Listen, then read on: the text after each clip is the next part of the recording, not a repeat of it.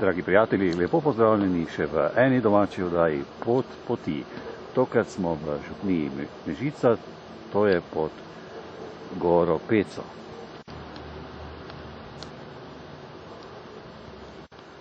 Želim vam en dober sprejem oddaje z Koroške.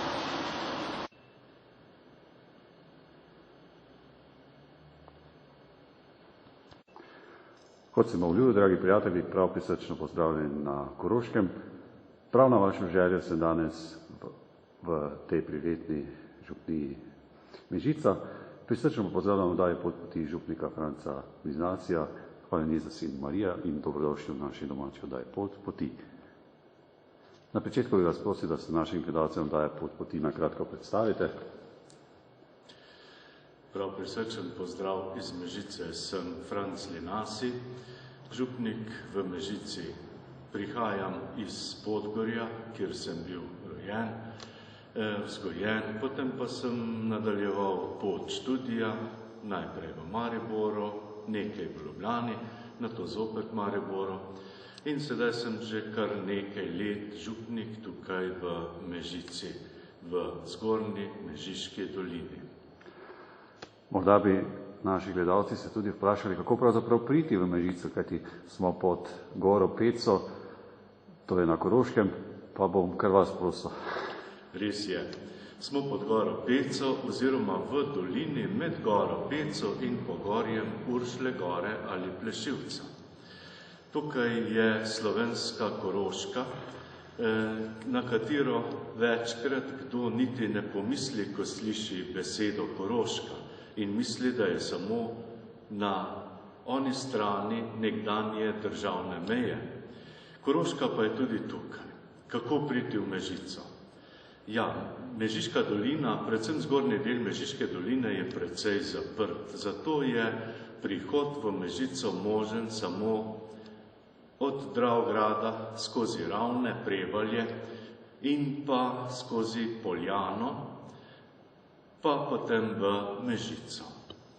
Sam kraj Mežica šteje okrog 4000 prebivalcev in je zelo močno zaznamovan z rudarjenjem, ki je bilo tukaj več kot 350 let.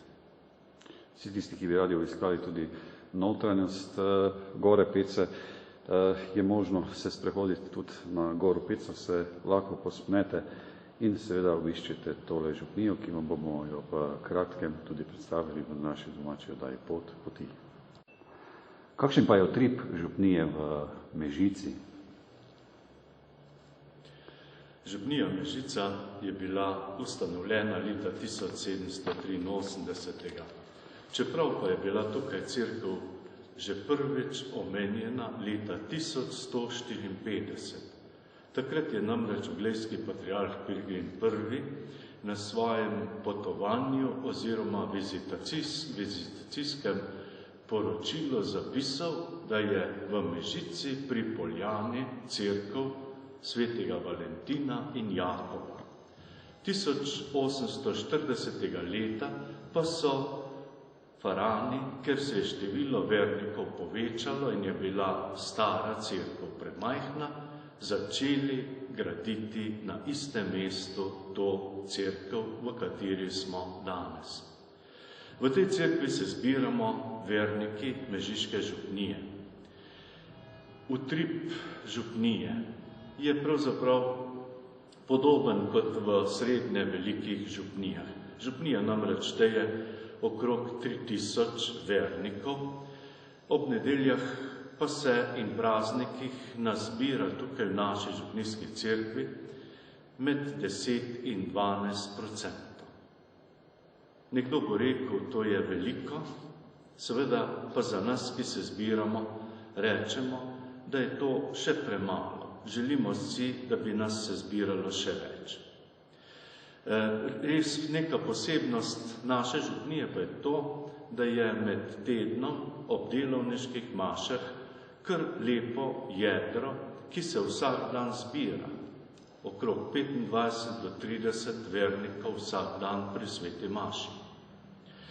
Župnija, kot sem že omenil, je zaznamovana tudi z krajem, Mežico in z rudarjenjem.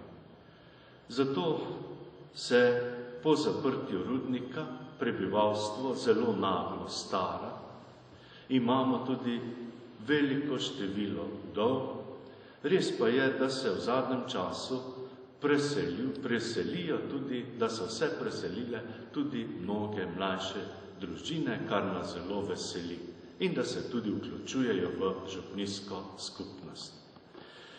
V župniji deluje kar nekaj skupin. Župnijski svet, kateri se sestaja enkrat na mesec, potem sta dva mešana pevska zbora, otroški zborček, potem je tukaj zelo močna molitvena skupina, malo manj številčna, pa vendar zelo dejavna tudi biblična skupina in seveda župnijski karitas.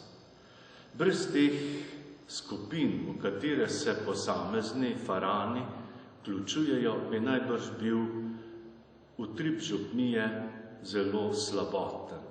Tako pa se trudimo, da bi vsak našel v teh skupinah tisto področje, na katerem lahko še bolj izrazi svoje krščansko življenje. Če nekomu več pomeni ljubezen do bližnjega, se vključuje v delovanje župnijske karitas. Drugi mu več pomeni spoznavanje in odkrivanje svetega pisma, pa se zato zbira in udeležuje srečanj biblične skupine. Tako mislim, da se pravzaprav utrip župnije kar na nek način lepo udejanja, da se trudimo za to, da bi lahko vsak našel pravzaprav tisto pot, ki nas vodi k odrešenju. Omenim naj tudi to, da je na nek način ena šibka točka, bi rekel, ali pa področje, na katerem se trudimo, pa so neki uspehi, vendar bi se želeli, da bi jih bilo še več. To so mladi, ki so pripravljeni za posamezne projekte, tako sodelujejo pri branju Božje besede, tako sodelujejo tudi pri posameznih dejavnostih ali pa, bi rekel, aktivnostih župnije, da bi pa se tako redno zbirali, kot se recimo zbirajo sodelavci Karitas ali molitvena skupina, te potrebe pa na nek način mladi ne čutijo.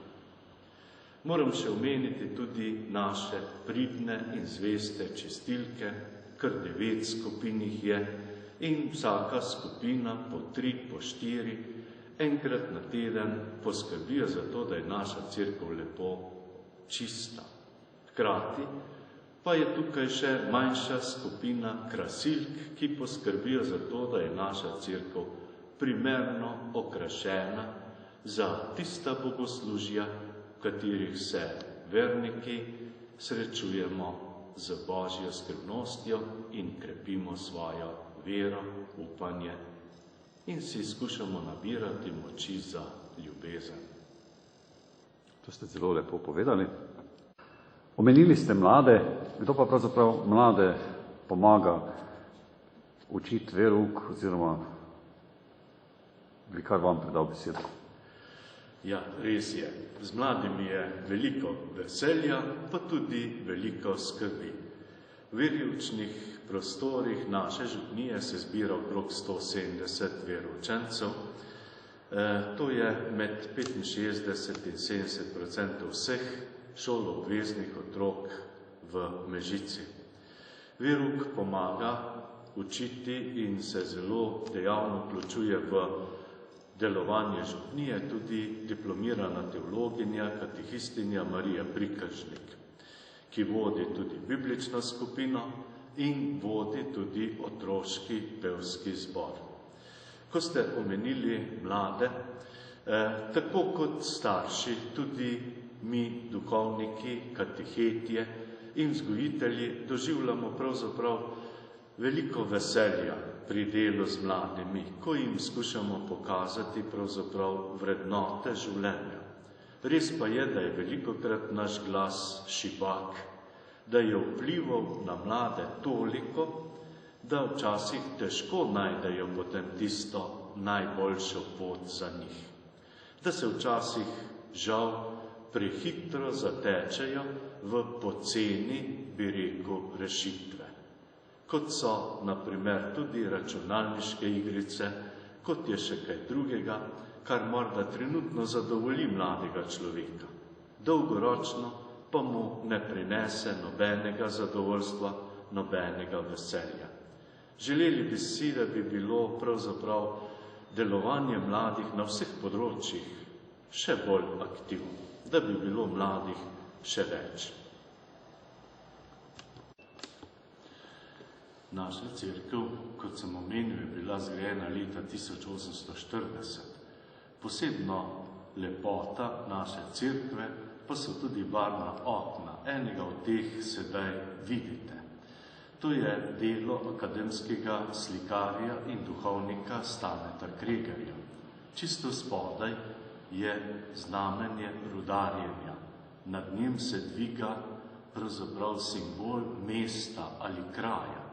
In v središču tega okna je znamenje svete Evkaristije ali znamenje Kristusove navzočnosti, ki se vsak dan pri sveti maši uresničuje v naši župnijski cerkvi. Z nami so tudi gledalci oddaje Pot poti, ki še morda niso spoznali Božje ljubezni in niso toliko poteni v krščansko življenje in je morda tudi tisti, ki so prvič z nami. Pa bi morda gospoda župnika vprašali, ker smo se pogovarjali o sveti maši, je sveta maša vrhunec krščanskega življenja oziroma kaj pravzaprav se dogaja? Res je. Sveta maša je pravzaprav tisto dejanje, na katerem se srečujemo ljudje z Bogom na najbolj čudovit način. Kakor se družina zbira ob svoji družinski mizi, se tam pogovarja, otroci tam prisluhnejo staršem, tam se krepimo tudi telesno. Tako se župnija kot velika družina zbira okrog župnijskega oltarja, kjer prihaja Kristus, tako kot je sam izročil to veliko skrivnost odrešenja pri zadnji večerji svojim apostolom, pravzaprav cerkvi, tako tudi v naši župnijski cerkvi prihaja med nas. Prvi del svete maše je besedno bogoslužje, pri katerem prisluhnemo bralcem, ki posodijo, bi rekel, svoj glas, svoja usta, Božji besedi. Potem pa še moji skromni razlagi ali pojasnilo, s katerim želim pravzaprav spodbuditi vse navzoče, da bi jim Božja beseda še več povedala, da bi jih še bolj nagovorila in spodbudila. Drugi del svete maše pa je evharistično bogoslužje, v katerem pravzaprav se ponovi tisto, kar je Jezus naročil obhajati svojim učencem in kar duhovnik pri vsaki sveti maši tudi ponovi, ko reče: to delajte v moj spomin. In kaj storimo Jezusov spomin? Vzamemo kruh, hostijo, vzamemo vino in prosimo Boga, naj blagoslovi ta kruh, naj blagoslovi to vino in ga spremeni v Kristusovo telo in kri, kakor je to Jezus storil pri zadnji večerji. Pri sveti maši pa se Bogu tudi zahvaljujemo. Zato je sveta maša na nek način tista postaja v našem krščanskem življenju, v kateri se povezujemo med seboj, ko skupaj molimo, ko skupaj pojemo in hkrati se povezujemo z Bogom. Rekel bi, da je v tem času zelo pomemben pravzaprav čas, ki si ga človek vzame za sveto mašo. Pred časom je ena gospa rekla: veste, ko pridem v cerkev, se usedem in pravzaprav imam to čas zase in za Boga. V tej hitrosti življenja, v katerega smo ujeti, je to zelo pomembno. Kajti, če bomo samo hiteli, bomo marsikaj zgrešili, vsega ne bomo videli, marsikaj bomo zamudili, ker bomo hoteli še več, pa morda včasih celo kakšne bistvene stvari.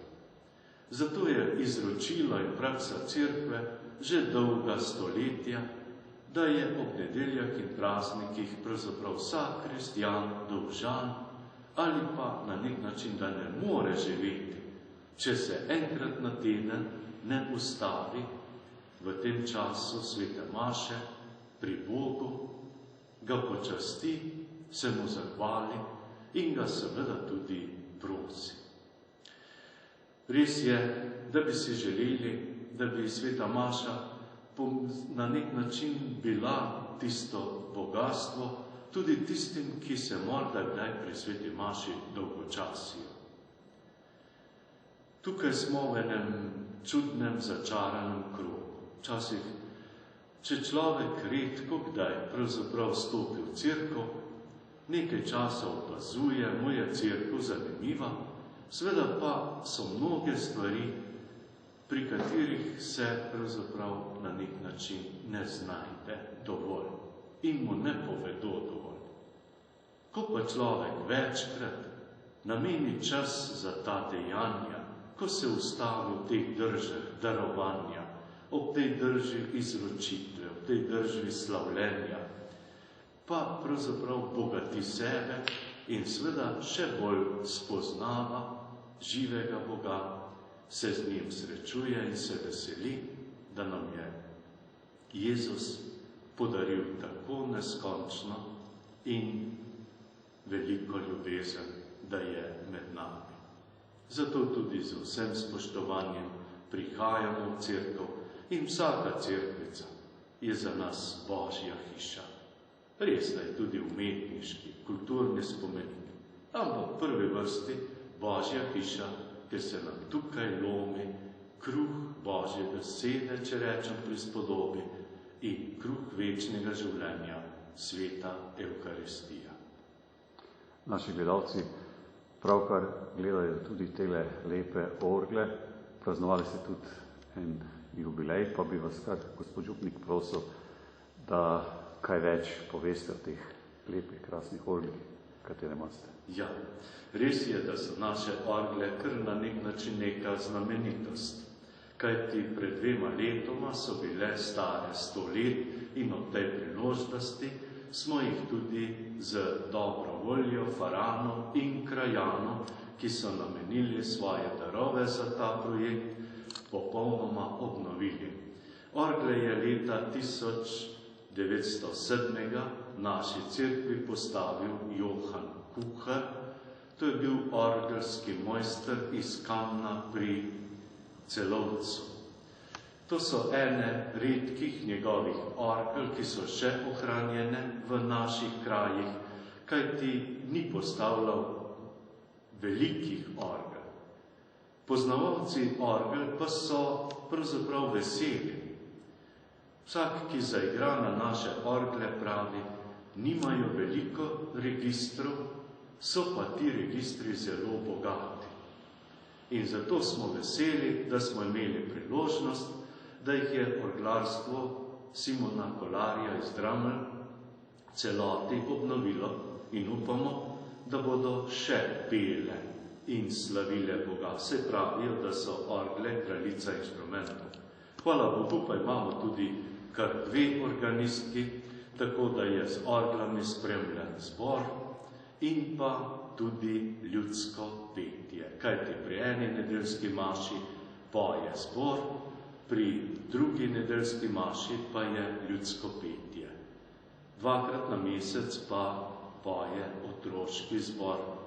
Tam pa seveda orgle tudi včasih zadonijo kot spremljava, večinoma pa kitara in sintesajzer, da so otroci zbrani okrog, da lažje pojejo. Tukaj v Mežiški dolini je poznana tudi, to se pravi, so planine, gore, to se pravi od Pece, Uršle gore do Olševe. In veliko planincev pravzaprav ki gre v planine. Kdaj bi morda tudi zanimalo, kdaj imate svete maše? Ob nedeljah in praznikih je sveta maša ob 9.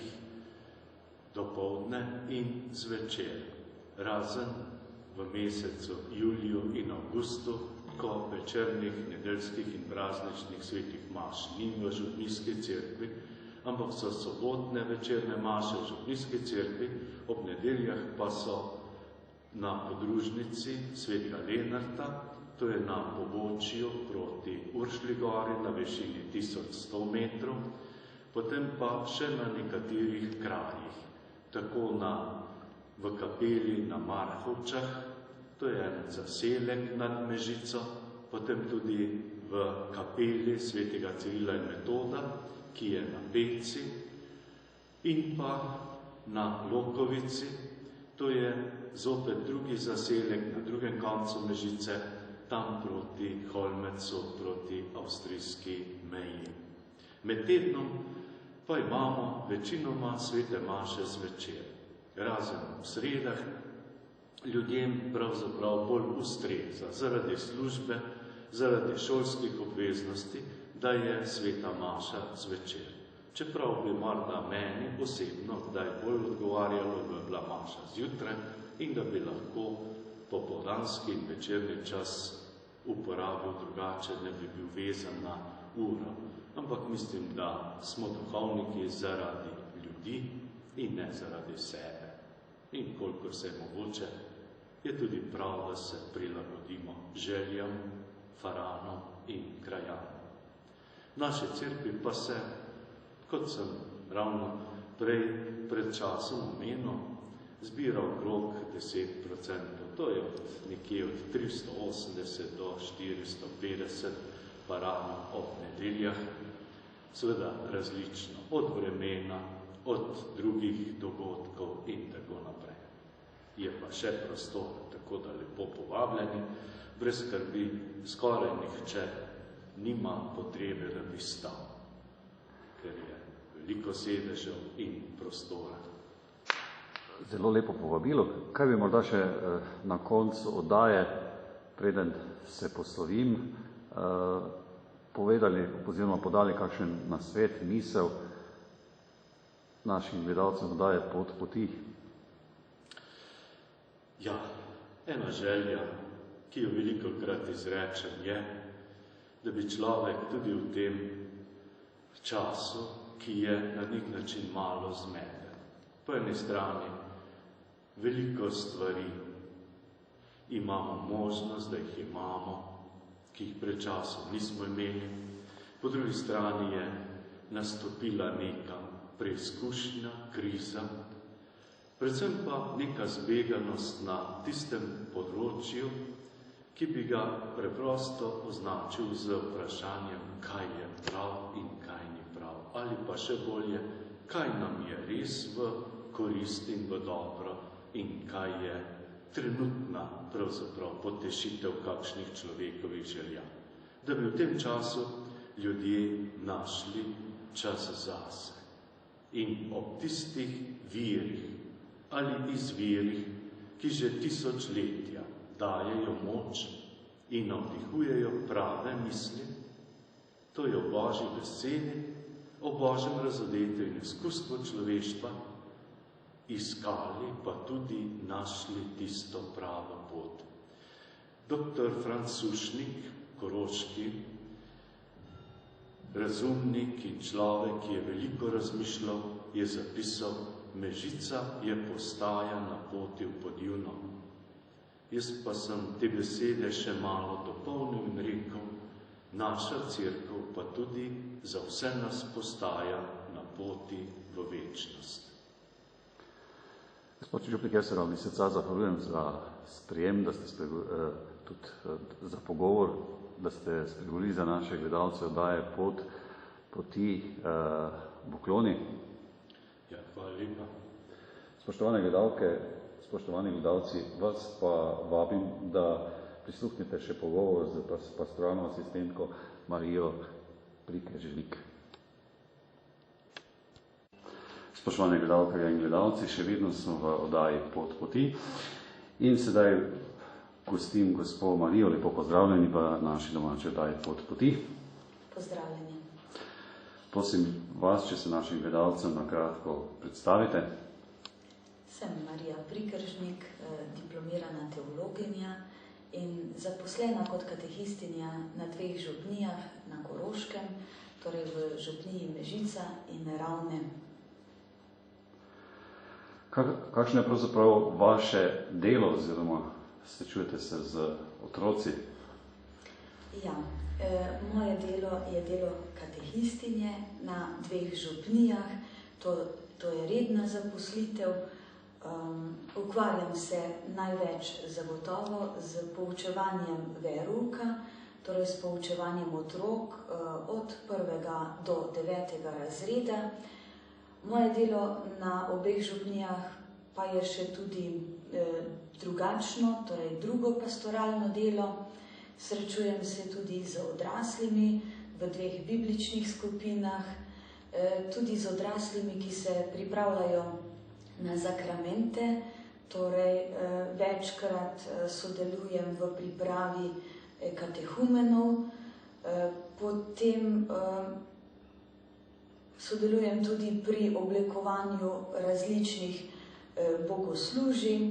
Sedaj, ko so pred nami praznični dnevi, ko prihaja Miklavž, pa praznovanje Božiča, skupaj z otroci ali pa tudi z otroškim zborčkom, ki ga tudi vodim, pripravljamo razno sodelovanje tako v cerkvi, kot marsikdaj tudi kje zunaj cerkvenega prostora. Se morda sami še verjetno spomnite, kot ste bili še otrok, je razlika med družino, med otroci, ki sedaj živijo, poskušajo živeti krščansko življenje, ali tisto, kar je bilo takrat, ko ste še bili pri vaših starših, verjetno je razlika, ne? Zagotovo se opazijo razlike, čeprav ne bi rada postala tista, ki bi rekla, ja, ko smo bili mi mladi, je bilo pa vse drugače. Pa vendar, ko smo bili mi otroci, se mi zdi, da ta potrošniška miselnost, ta reklamni svet pač mogoče še ni bil tako močen in ni tako močno vplival na nas otroke, da bi dejansko nekako bili usmerjeni v to, kaj vse hočemo imeti. To se mi zdi, da je bila malenkost razlika. Živela sem tudi v družini, kjer so nas vzgajali pač tako, tudi pogojev ni bilo takih, da bi lahko otroci vse imeli. In zato so prav gotovo v ospredje prihajale bolj druge vrednote. Vrednote medsebojnega pogovora ali seveda tudi sodelovanje z župnijo, v župniji.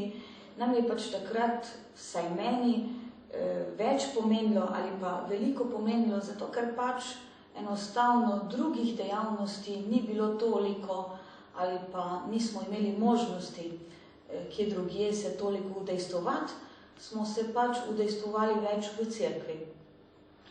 Z nami so tudi gledalci, ki še niso spoznali Božje ljubezni. Kako poteka delo katehistinje, kajti tisti, ki še tega niso imeli možnost spoznati, bi vas prosil, da nam kratko predstavite. Prej sem že nekako omenjala, kaj so tista dela, ki jih opravljam v župniji. Drugače pa biti katehistinja, zagotovo je to en poklic, ko ne moremo reči, da je to pač samo služba. Zagotovo lahko rečem, da je to poklic, ki ga človek nekje v sebi začuti in sledi Božjemu klicu. In moje delo je delo pravzaprav za Božje kraljestvo tukaj na zemlji, je delo v cerkvi in se mi zdi, da je to delo tako za človeka, kot tako delo za Boga, kakor je rekla mati Terezija, narediti nekaj lepega za Boga, takrat, ko sem z ljudmi, takrat, ko vzgajam otroke, takrat, ko ljudem pripovedujem o Božji besedi, ko se skupaj pogovarjamo o Svetem pismu. To je pravzaprav delo za človeka in hkrati širjenje Božjega kraljestva tu na zemlji. Delo je zagotovo lepo, rada ga upravljam, je pa tudi kar težko, zahtevno, kajti delo z ljudmi je vedno tudi nekako odgovorno in v tem smislu tudi nekje zahtevno. Zahtevno tudi v današnjem času, ko bi rekla, da ni nekako najbolj naklonjeno tudi krščanskim vrednotam. So mladi zavzeti za Božjo besedo?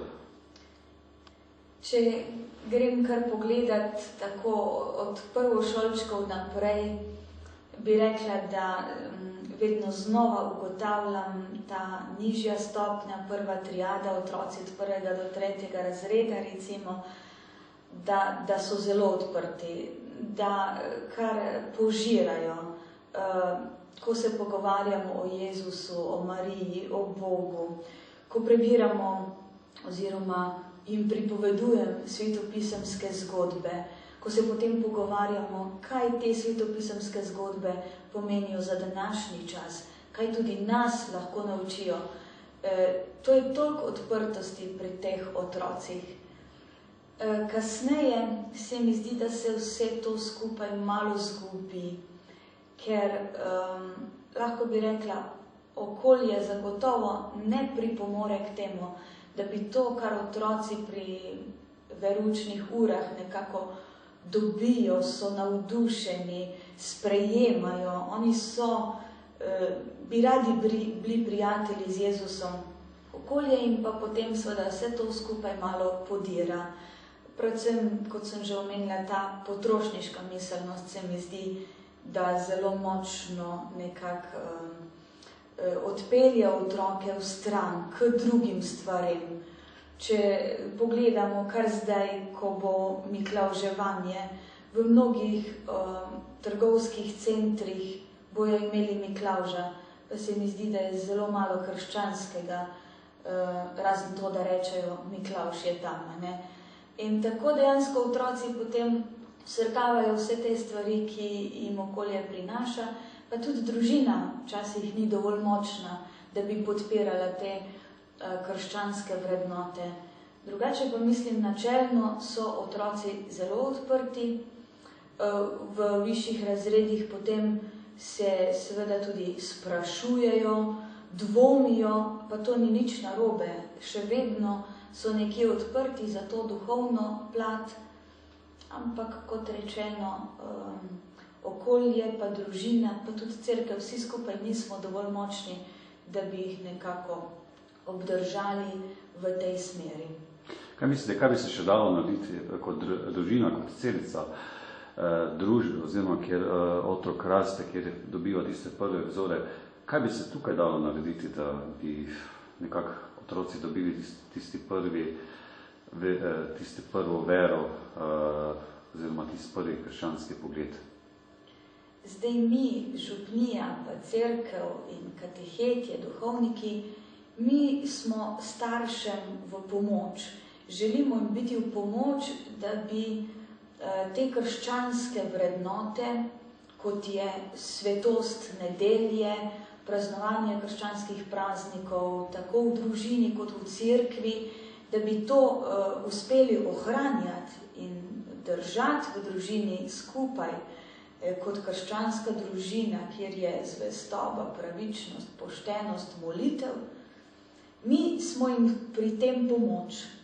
Žal opažam, ugotavljam, da nas starši tudi velikokrat ne jemljajo tako. Nas jemljajo bolj kot spet še eno dodatno obremenitev, dodatno zaposlitev, ki jo imajo otroci in družina.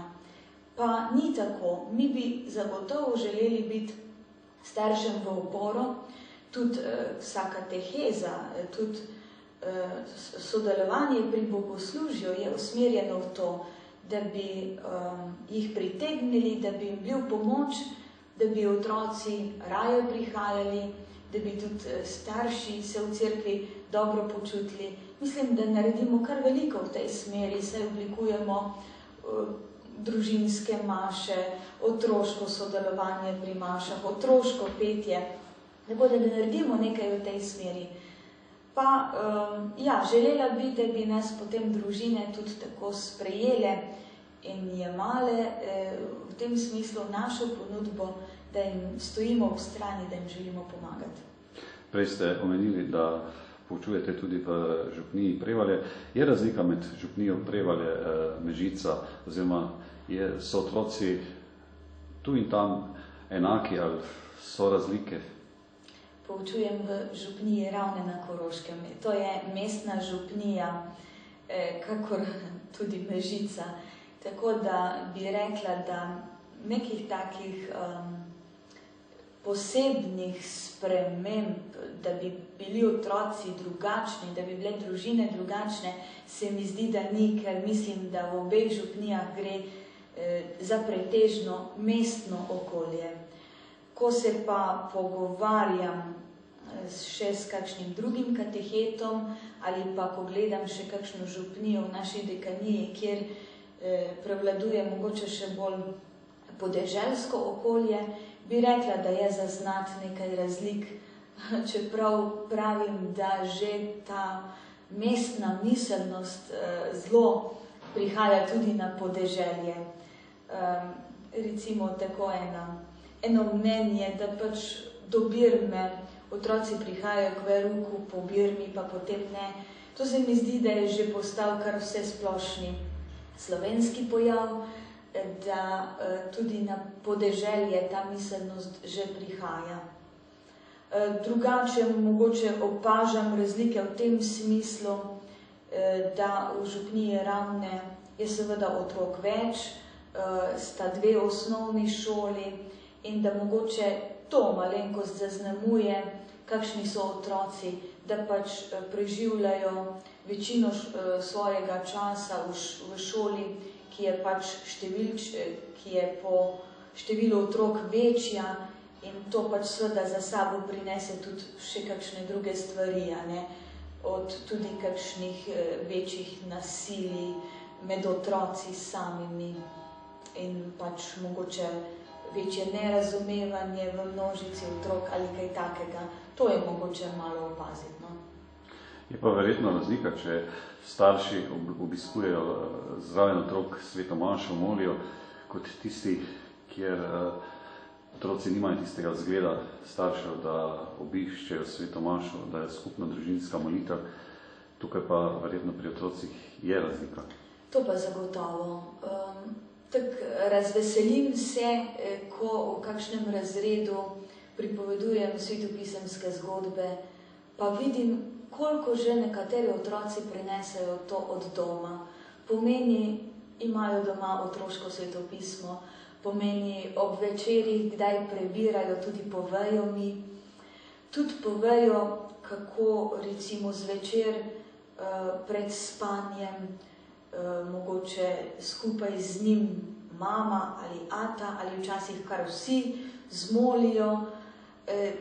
To se zagotovo pozna pri otrocih, da so še bolj odprti za te verske stvari, odprti za molitev, odprti za svetopismo, kot pa tam, kjer otroci tega nimajo nič. Pravzaprav sem žalostna za te otroke, ki pripovedujejo, da jih nihče zvečer ne pokriža. Žalostna sem za te otroke, ki pripovedujejo, da so pač sami tisti, ki pri kosilu molijo, da se družina usede skupaj, ampak da je on sam tisti, ki se pokriža in zmoli pred kosilom. Tako da tu tudi so razlike med otroci in občutim tudi pri njih, ko se to pogovarjamo, da nekateri kar tako vidno so žalostni, ko nimajo staršev tukaj odzadaj, da bi jih podpirali. Verjetno pa tudi mediji k temu pripomoremo, da ni te Božje besede toliko, kot bi je lahko bilo, ne? Ja, zagotovo mediji imajo zelo, zelo močen vpliv na otroka, tudi na oblikovanje vrednot pri določenem otroku. In ne morem reči, da je v slovenskem prostoru velika podpora prav tem družinam, krščanskim družinam, ki želijo otrokom še nekaj dati. Vesela pa sem, kadarkoli lahko otroci pridejo k verouku, pa pripovedujejo, to smo gledali, pa se potem skupaj pogovarjamo. Tudi, če ni bila oddaja zdaj ne vem kako z mojega stališča gledana pozitivna, pa če so otroci odprti, da lahko kakšno besedo na to temo rečemo, da jih učimo preprosto tudi presojati, kaj je dobro in kaj je slabo, kaj meni koristi in kaj mi ne koristi, ko določene oddaje mogoče na televiziji gledam. Se mi zdi, da je to tudi zelo pomembno, da jih učimo ločevati med tem, kaj je dobro gledati in kaj ni dobro gledati. Pa sem zelo vesela, ker nekateri starši to otrokom že nudijo, ponekod je pa tako, da res otroci lahko gledajo vse. Tam se mi zdi, da je zelo težko in da je pač moja vloga tista, ko jim potem mogoče še tukaj pomagam. So pa verjetno tudi detki pa babici tisti, ki so pri tem, Bog daj, če jih otroci imajo, da so v podporo.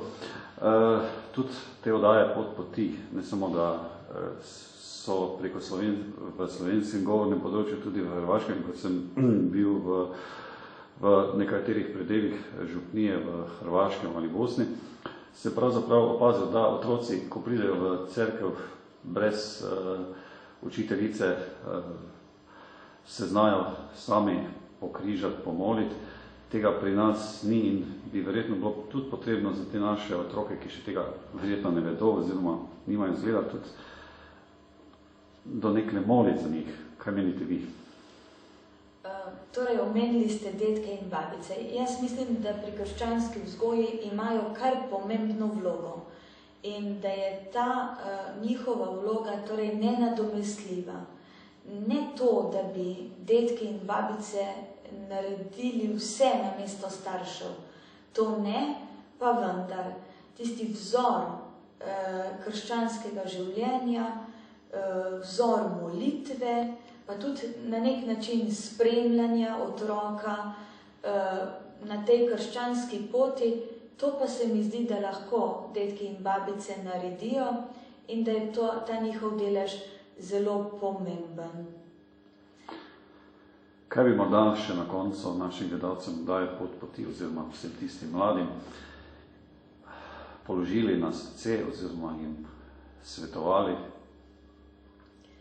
Jaz bi rekla, vrednote, tako obče človeške kot krščanske vrednote, so tiste, ki dajejo človeku neko srečo, ki dajejo človeku tudi optimizem, tudi upanje za naprej, mogoče tudi včasih, tudi v teh mogoče bolj kriznih časih, ki jih zdaj nekako preživljamo, tako da bi začutili, niso samo materialne dobrine tiste, ki nas nekako osrečujejo pa delajo človeka, pač pa, da je velikokrat mogoče tudi ob malo skromnejših materialnih dobrinah ena velika vrednost, če ima človek nekaj duhovnega v sebi, če ima človek vero v Boga, če lahko v težkih trenutkih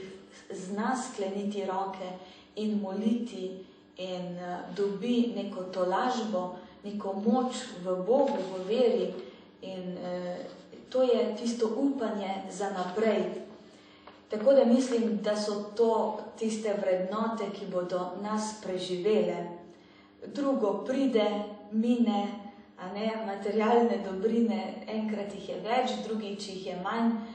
Duhovne vrednote so pa tiste, ki dajejo eno trdnost. In želim vsem, da bi te duhovne vrednote iskali, da bi seveda se vračali, kdor se je mogoče malo oddaljil, vračali v cerkev, vračali k Bogu, kajti to je upanje, to je lahko tolažba.